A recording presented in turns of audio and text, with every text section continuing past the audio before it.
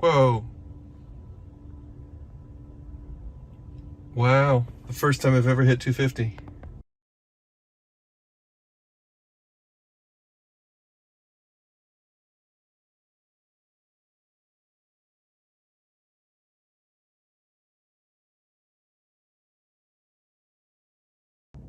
I'm at a V3 Supercharger, brand new one, here in Massachusetts at a Target.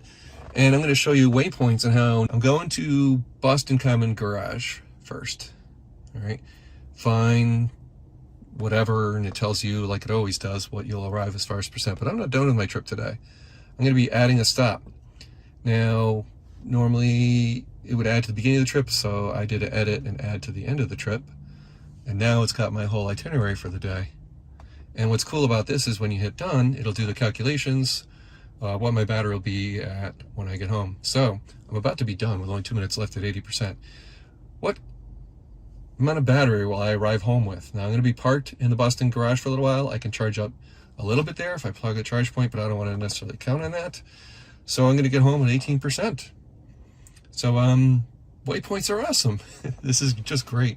Wanted this for a long time. This shows how practical it can be to figure out how long you want to charge. So let's say I want to add a little bit of buffer, and your car is going to start whining and sending you pop-ups that if you go past 80%, in a busy charger, you can get in problems. But there's no one else here. There's only one other car here. So if I go to 90%, it's going to change the math.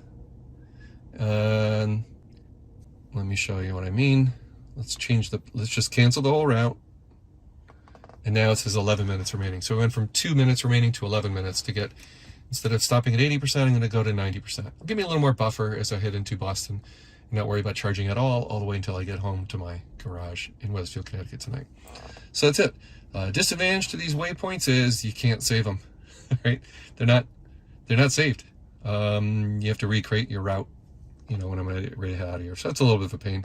Meanwhile, I'm going to go pick up family shopping over at IKEA while I'm here supercharging. Oh yeah, and I did a little time lapse with the camera. You can see my battery got a little toasty, 132.8, and you can actually hear the fan going as we were charging at 251 kilowatt speeds, the highest I've ever gotten in my car. So I actually reached the full 250 kilowatt potential of these V3 superchargers. From the charging curve that you can see here on Teslafy's charging report, it only is at that high speed for about 2 minutes. And there you go, 250 kilowatts. That's normal. That's how it goes, and then it tapers.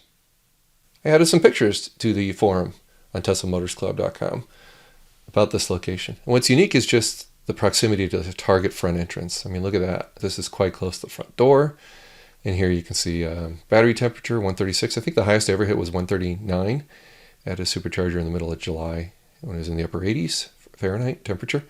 Moving along here, what's unique is, look at the solar on that Target and the accuracy of the GPS showing the exact stall I'm plugged into. In case you didn't know, I have a whole lot of articles about EVs.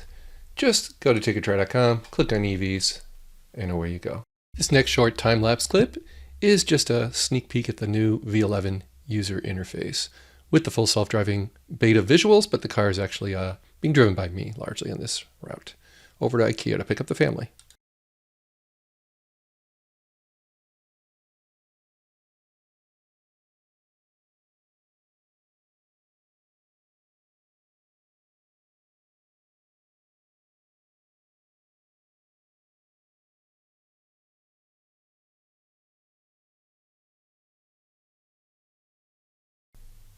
Thank you again for watching. If you learned something or enjoyed this content, please at least give a thumbs up, even better a subscribe. Also, comments are always appreciated. Thank you again. Bye for now.